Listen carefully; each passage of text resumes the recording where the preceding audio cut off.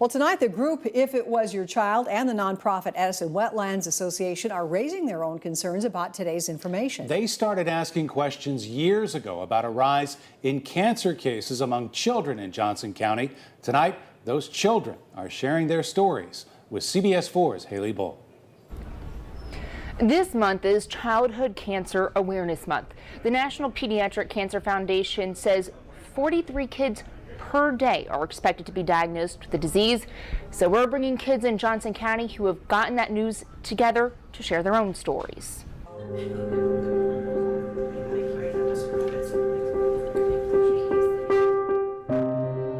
I was diagnosed July 17th. February 14th, 2017. Summer 2014, so I was 13 years old.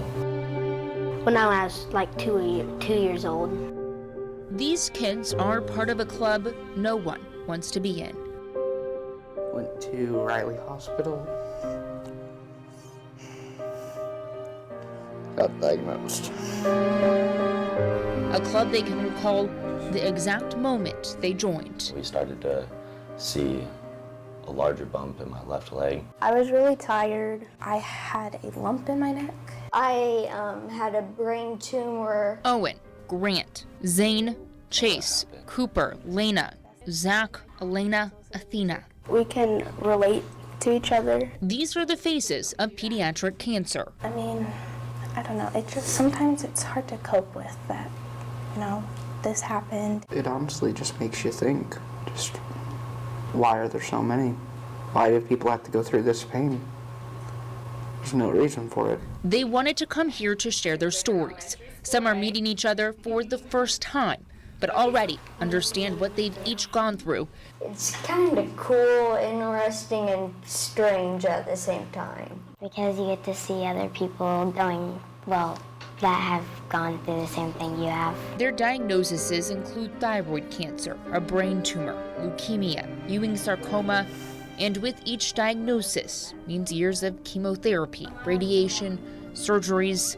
Today, some are in remission, some still under treatment. This one was when I had lost all my hair. That was my favorite animal to sleep with. I was getting blood here. This is after inpatient stay, after getting chemo. This bear sat in my chair the whole year, most of it. I actually had a bear in my chair too. Linking these kids beyond their tough battles, they all live or have spent significant time in Johnson County. For me, honestly, it's gotten so bad that, when you hear, oh, another kid's gotten diagnosed at this school, it's just like another day. Some parents are on a mission to figure out why. Every time a kid gets diagnosed, our hearts just break. Our stomachs sink. Zane's stepmom, Stacy Davidson, and Carrie Reinhart, whose daughter, Emma Grace, died at 13 from brain cancer, started the group If It Was Your Child to seek answers. How do I not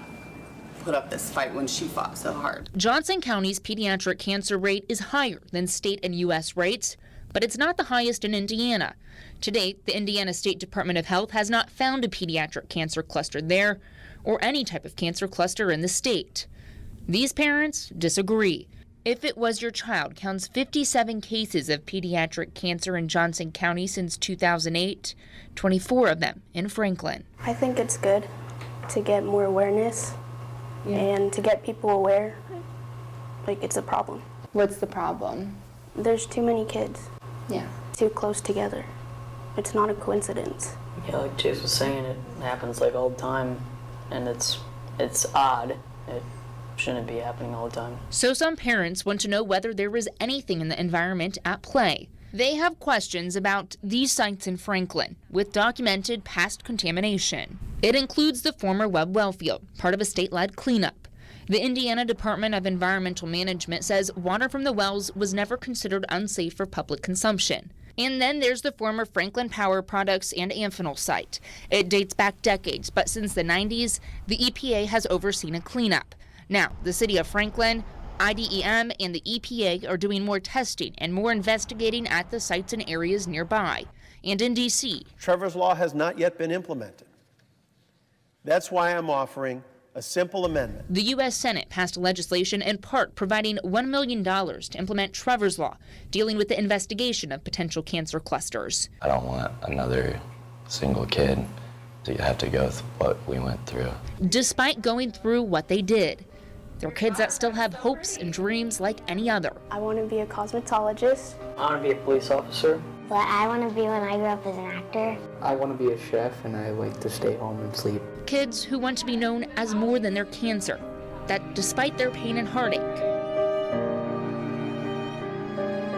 You've got to find the good in it and try and show it to other people. offer a sense of hope for each other and other kids fighting. Try not to worry and everything's gonna end up okay. If It Was Your Child says it's working on a way for people to anonymously report adult cancer cases as well. Reporting in the newsroom, Haley Bull, CBS 4 News. Haley, thank you. Today, the U.S. Senate passed legislation providing $1 million to Trevor's Law to track cancer clusters. It heads to the House of Representatives next week. She lived for 3 months and 13 days after her diagnosis. 13-year-old Emma Grace Finley died at age 13 with brain cancer. How do I not put up this fight when she fought so hard? But today, she guides her mom, Carrie Reinhardt, each step of her new fight to find answers. After he was diagnosed, within 16 months, 9 more children in Johnson County were diagnosed. She and Stacey Davidson, whose stepson Zane survived leukemia, started If It Was Your Child after seeing other pediatric cancer cases in their community. Every time a kid gets diagnosed, our hearts just break. Our stomachs sink. The state health department says they found no evidence of a cancer cluster, identifying 123 cases of cancer between 2001 and 2015 in people younger than 20 in Johnson County, a number they say is to be expected. But that's not enough for these parents. They've met with legislators, advocated for laws on what defines a cancer cluster, researched, started a petition gaining more than 8,000 signatures in a week, and now testing. Our ultimate goal is to get the EPA to reevaluate the web well field because it right now is non-priority list Superfund. They want to know if contaminants are impacting homes. So we're looking for site-specific contaminants for a few of the local contaminated sites in Johnson County. So the nonprofit Edison Wetlands Association is testing 14 of them and explaining that process to community members here. But one thing that was never investigated up to this point was to see if that groundwater had migrated underneath the homes that could be potentially impacting the indoor air of those homes. While they wait for the data to come back, these moms and others here, many touched by cancer in some way, are still pushing forward. She'd tell me keep going. These are the results right here from the testing of 14 homes in Franklin. It shows a positive hit for some contaminants in some of the homes, and that's something parents say is concerning. It's horrible, because you can't do normal kid stuff. 14-year-old Athena Velasquez was forced to grow up fast with a leukemia diagnosis at 11 years old. My daughter is not statistically insignificant. The other children that have passed are not statistically insignificant. Her family, like others, want to know what's behind it. They're part of the group If It Was Your Child, co-founded by the mother of Emma Grace Finley, who passed away from cancer, and the stepmom of Zane Davidson, who was also diagnosed. Today, on what would have been Emma Grace's 17th birthday, they're moving a step forward in their fight. So overwhelming, and it's part of its validation because we've been at this for almost 3 years with no one paying attention and no one listening. They're working with Edison Wetlands Association. The nonprofit coordinated more than $20,000 worth of testing for contaminants in 14 homes in Johnson County, prompted by questions about 2 sites in town. The results? Out of the 14 homes we sampled, we found detections of volatile organic compounds in 6 of the homes. The group says higher levels of radon were found in 6 homes and higher levels of TCE were found in 3. What's apparent to us is that it may be more of an ambient air problem in that the outside air outside of these homes is contaminated. The city of Franklin said it received the results. The mayor has a previously scheduled meeting this week to discuss these issues with the Indiana Department of Environmental Management and the State Department of Health. But in the meantime, the Velasquezes say they want to get their home tested too and see something done. So nobody else has to go through this because it's horrible. The mayor here in Franklin is meeting today with state environmental officials. They'll likely be discussing test results released just this week, showing higher levels of certain chemicals in some homes. Now, those results are leading to more concern for some residents about their family's health. Buying our first house was kind of exciting, and now it kind of, I don't know, it's a little upsetting. Nicole Wilkinson just put in an offer on her first home in Franklin, but now we're safe, you know? She has questions after learning about environmental concerns in Johnson County and whether there's a link to cancer cases in the community. And I couldn't imagine losing a child or even watching my child go through something like that. And just the fact that that's a possibility kind of detours us from staying here. Just this week, the nonprofit environmental group Edison Wetlands Association shared test results of 14 homes near the former Amphenol site and the Webb well field. The results showed high levels of PCE, TCE, and radon. Emma loved kids, absolutely loved children, and she wouldn't want any other kid to go through this. And it's spurring a flurry of attention. Carrie Reinhardt lost her daughter to cancer, so she helped found If It Was Your Child to find answers about what's causing kids to get sick.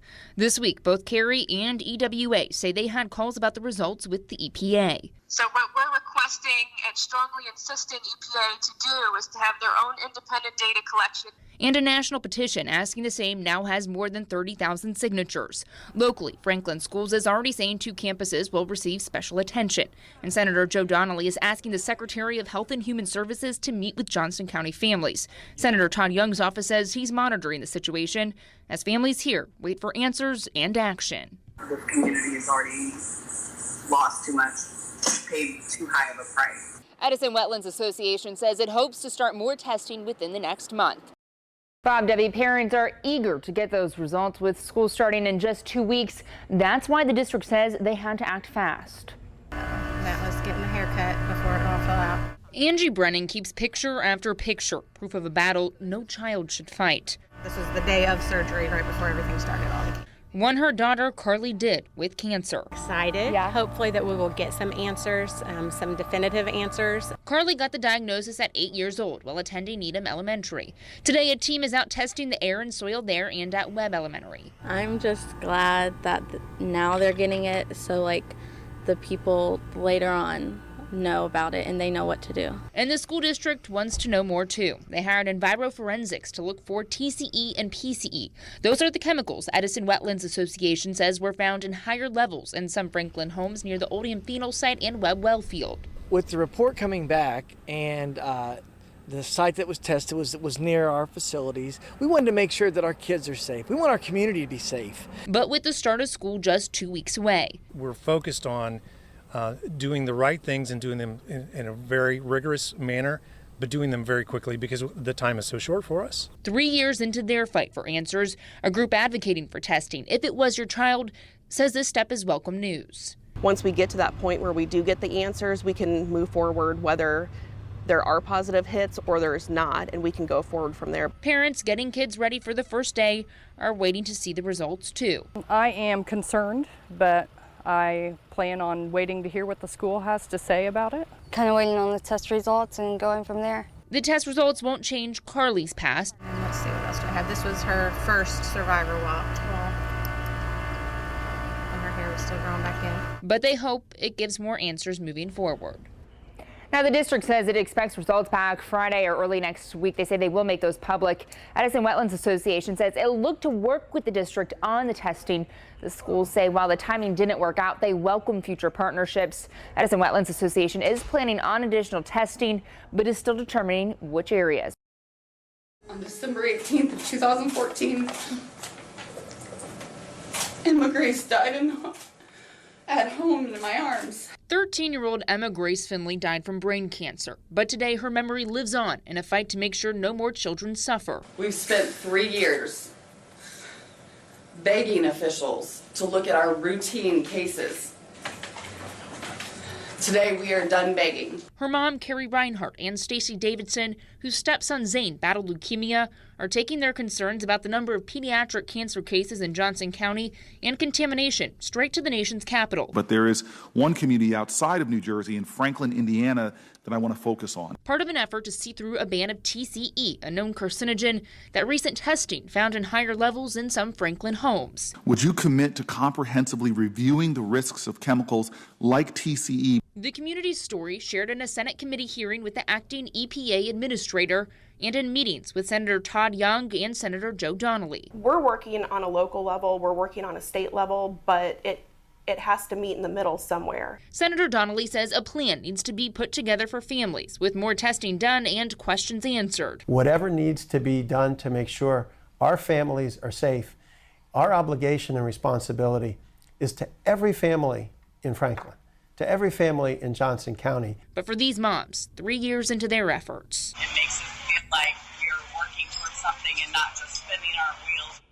Debbie, Matt, that's right. Families got an hour and a half to ask state officials questions. Some say they were frustrated by what they heard tonight, while state officials say they'll keep following the situation.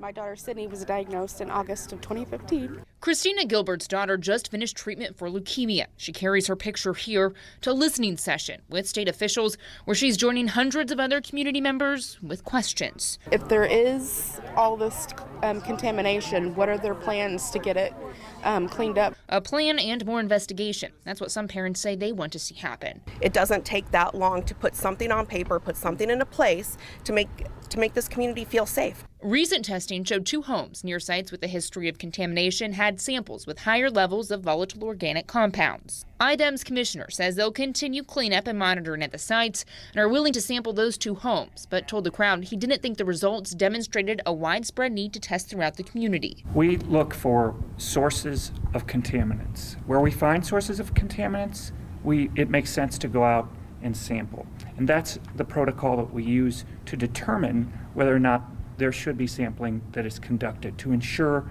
the safety. The commissioner says they'll consider putting in an air monitor in Franklin, while the EPA says they're working with another site to take samples, including testing at its perimeter. Those seem to show nothing except that, and if you look at the data, I believe there were a couple of hits of TCE, but that material was so low that we're not completely sure about it, and it's my understanding that we're going to resample those 2 areas. In this crowd, though, some say they're frustrated only state officials sat on this stage and by what they heard. But what's clear is just how much this community cares. It's great that our community is coming out to support everyone, but it's terrible that we have to do this.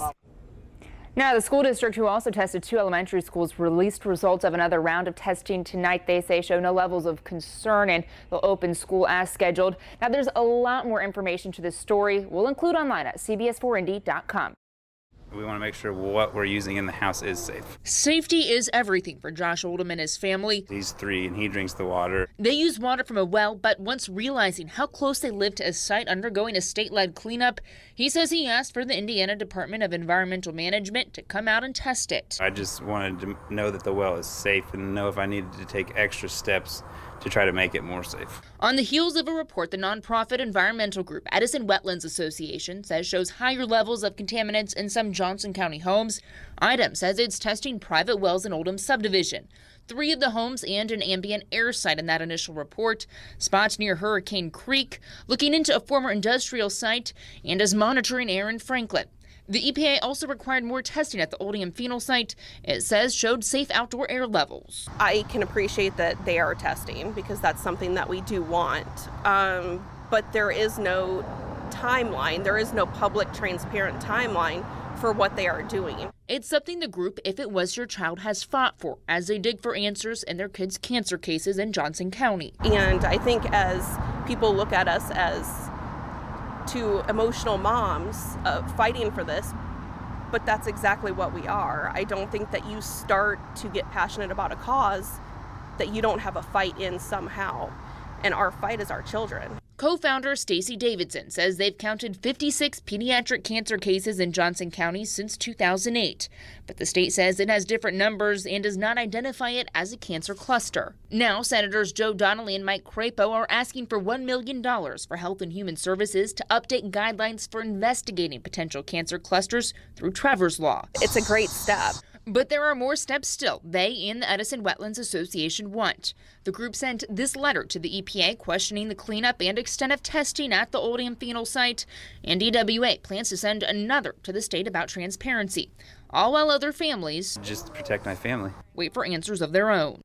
Across Johnson County, we just have to keep asking the questions. I want a face to the numbers. You know, my daughter's not just a statistic. families are digging for answers into their kids' cancer cases. Trevor's Law is a type of federal support they need today. U.S. Senator Joe Donnelly is trying to help them get those. He's pushing for legislation that would provide $1 million to implement Trevor's Law. It helps coordinate the investigation of potential cancer clusters between agencies. The state health department has said they haven't found evidence of one. Unfortunately for these families, many of whom I've had the privilege and opportunity to get to know, Trevor's Law has not yet been implemented. That's why I'm offering a simple amendment. I think it's great. We've actually sent letters to his office and letting him know what we are going through. Jennifer Clark's daughter, Chelsea, diagnosed with leukemia at age 13. She went through 3.5 years of treatment. Their home, number 13 on this report from Mundell & Associates, testing for volatile organic compounds. It found higher levels of TCE and PCE in the kitchen. It's frustrating because we're waiting to find out if our home is safe. Clark says now they're waiting on the Indiana Department of Environmental Management to take samples too. The state agency will retest 3 homes from the report. I have an uneasy feeling about how they're going about it because I didn't see a written plan. I didn't see, a long-term plan. They didn't provide any of that when we sat down and met with them. The Clarks and another homeowner requested I&M work with Mundell on this round of testing. We just don't want anybody else to have to go through this. Other families, like the Velasquezes, whose daughter Athena also fought leukemia, are hoping their home will be tested in the future too. Hopefully we won't be numbers anymore. We'll be people. Now we'll have a lot more information about this and the Indiana Department of Environmental Management's plans for testing in Johnson County up online at CBS4Indy.com. Yeah, that's Johnson County. What about the State Department of Health here in Indiana? Are they taking any steps at all? Yeah, Debbie, they are actually. They've asked federal partners to review their last investigation from last year to make sure it's in line with the 2013 CDC guidelines. That's some good news then. It's been a roller coaster of emotions up and down. That ride for Jennifer Clark started with this report from Edison Wetlands Association and Mundell & Associates. She's home number 13. It found that we had high levels of VOCs, higher than what it would be in an industrial environment, which was a little shocking to us, first of all, and then it was concerning to us. Concerns about where it's coming from, the safety of the air, her family members, and her daughter Chelsea, who went through 3.5 years of treatment for leukemia. Try to live our lives day to day, but in the back of our mind, there's still that, is our house safe? These, VOCs were found in our home. Is this every day that they're here? So now, a search for answers. We are here to collect more data, but we're also here to show the community a path forward. EWA and Mundell & Associates are taking samples from 8 homes in Franklin this week, looking for any volatile organic compounds. That includes resampling the Clark's home. They're leaving this community to hang, and the community needs to know that they need to be active. A firm hired by the city of Franklin says there were higher levels of VOCs found near a sewer line just south of the former Amphenol site. The EPA is requiring Amphenol to investigate any contamination. The Indiana Department of Environmental Management has said there's no specific widespread environmental concern, but pledges to retest 3 homes from Mundell's report. It said no chemicals of concern were found at one home, and it's arranging dates to sample another and the Clarks. But for now, it's a little confusing. Based on the test results that we received, we are pretty far from the sites that they're referring to. So it makes me question why our level's so high. The Clarks will wait to see what these tests say. Knowledge is power. Do your research. In Franklin, Haley Bull, CBS 4 News. Famous environmental activist Aaron Brockovich weighing in tonight on contamination concerns in Franklin. It's an issue the CBS4 problem solvers have been investigating for months. CBS4's Haley Bull has more tonight from the mayor, the EPA, and from Brockovich herself. Haley? Deputy Bob Aaron says she's keeping an eye on it. The mayor says they're dedicated to getting to the bottom of it. And the EPA says there are concerns of contamination near some homes closer to the former Amphenol site. In the meantime, some residents are waiting to learn more about their own homes.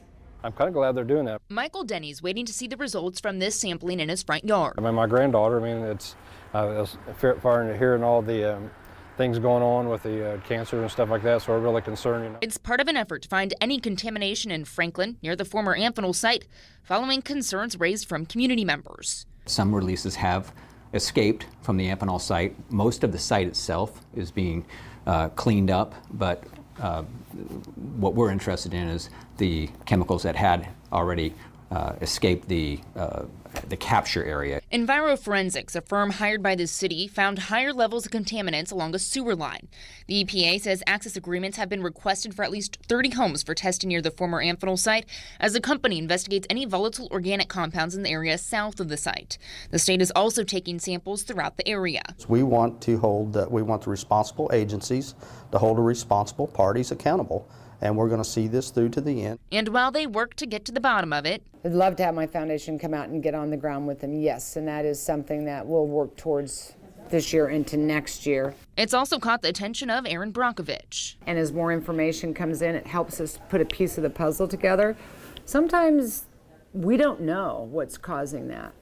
And right now, none of us, and I know the state is saying they haven't really found anything either. That doesn't mean it's not there.